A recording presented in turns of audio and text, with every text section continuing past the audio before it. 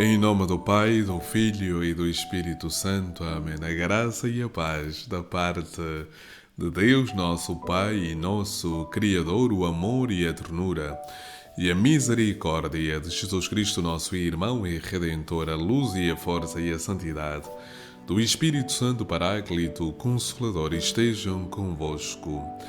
Bendito seja Deus que nos reuniu no amor de Cristo. Caríssimos irmãos e irmãs, sejam todos muito bem-vindos ao programa Palavra para o Teu Dia da Comunidade Lux Divina. Aí onde está, na circunstância concreta do seu dia, com ideias claras e distintas. Ore comigo, ore conosco, ore com esta comunidade de fé, ao Deus da vida, aquele que dá a alegria ao nosso coração. Oremos. Ó Jesus vivente em Maria, vinde viver e reinar em nós, consagra-nos hoje e sempre a sabedoria para vivermos só para vós.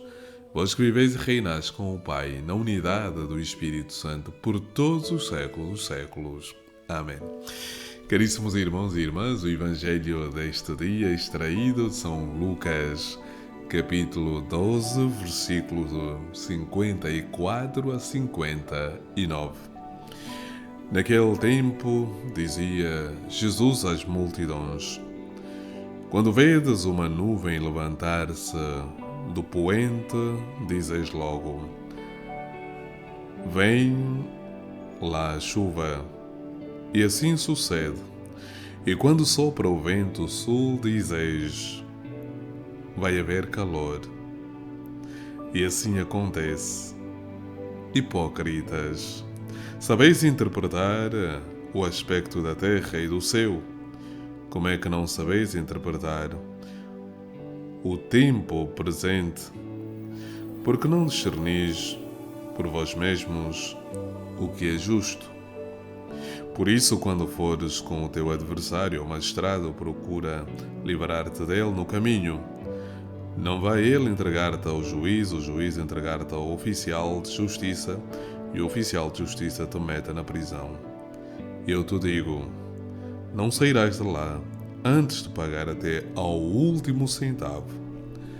Palavra da salvação. Glória a vós, Senhor, por este santo Evangelho.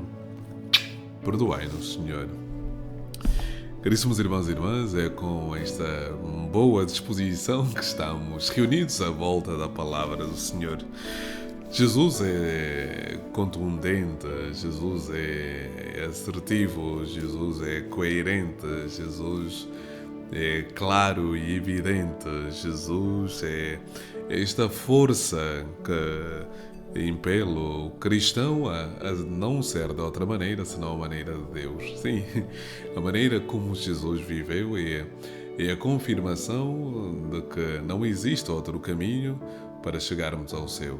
E esta é a verdade mais profunda da nossa fé. Jesus é o caminho. Os santos da nossa igreja são santos porque imitaram Jesus, porque procuraram viver uma vida segundo a vida de Jesus. E é esse o apelo e é este o convite que o Senhor nos tem hoje a dirigir, que o Senhor nos dirige hoje, a todos, para que a nossa mente, e quando falo da nossa mente, falo desse lugar íntimo, ou seja, este lugar de encontro com o Senhor, aquilo que os judeus chamaram de vísceras, ou seja, aqui este lugar que move todo o nosso interior. Então, mas olhemos para esse texto deste dia, a conclusão do capítulo 12 do Evangelho de São Lucas, onde durante estes dias tivemos a graça e a oportunidade de entrar e perceber a mensagem de Jesus, vários encontros com os discípulos, com a multidão, e ao concluir Jesus fala também a multidão. E aquilo que o Senhor hoje nos tem a dizer parece muito prático, muito pragmático. O Senhor, falando às multidões, questiona a maneira como a multidão age, ou seja, o povo é capaz de se falar de futebol, o povo é capaz de falar de festas, o povo é capaz de falar de tantas coisas, o povo conhece de cor e salteado as músicas mundanas, o povo conhece as histórias das revistas cor-de-rosas, o povo conhece as telenovelas, o povo só não conhece a palavra do Senhor. Então a pergunta eu estou a tentar atualizar aquilo que é a mensagem de Jesus. Então a pergunta é por incapacidade que os cristãos não conhecem a doutrina ou é por preguiça? E a minha resposta, sabes, é uma pergunta retórica e, portanto, a resposta é: as pessoas ou o povo não sabe da doutrina de Jesus por preguiça. Ou seja, porque não tem interesse em conhecer, porque não tem interesse em aprofundar. Quantas vezes eu chamo a atenção e já me ouviste dizer quem segue as minhas reflexões, quem segue os meus retiros, quem segue as minhas eucaristias, certamente já me terá ouvido mais de 1000 vezes. Então Leão Magno dizia: eu prefiro ser repetitivo e cansar para salvar do que pecar por omissão. Então é exatamente no mesmo contexto que eu digo: quantas vezes me ouviste dizer que o povo prefere uma missa de cura do que uma missa onde se estuda e se aprofunda. O povo prefere um retiro em que há cura, que há milagres, do que um retiro onde se vai aprofundar a palavra do Senhor. Eu até desafiei várias vezes dizendo: o que é que vocês acham? Se programarmos um retiro com cura e libertação, demónios vão sair, e um retiro onde o tema é aprofundamento da palavra de Deus, qual dos dois retiros vocês acham que estará preenchido? Claro que é o de cura e libertação. E porquê? Porque o povo não procura tanto a Deus como procura o milagre, citando Dostoiévski. Não são palavras minhas, são palavras do grande escritor russo do século XVIII-XIX. E é exatamente esta verdade que eu também pretendo partilhar. Ou seja, como é que nós sabemos de tudo? Do futebol, do basquete, de todas as modalidades, de telenovelas, de tudo, mas não temos o mínimo interesse em memorizar um versículo da Bíblia.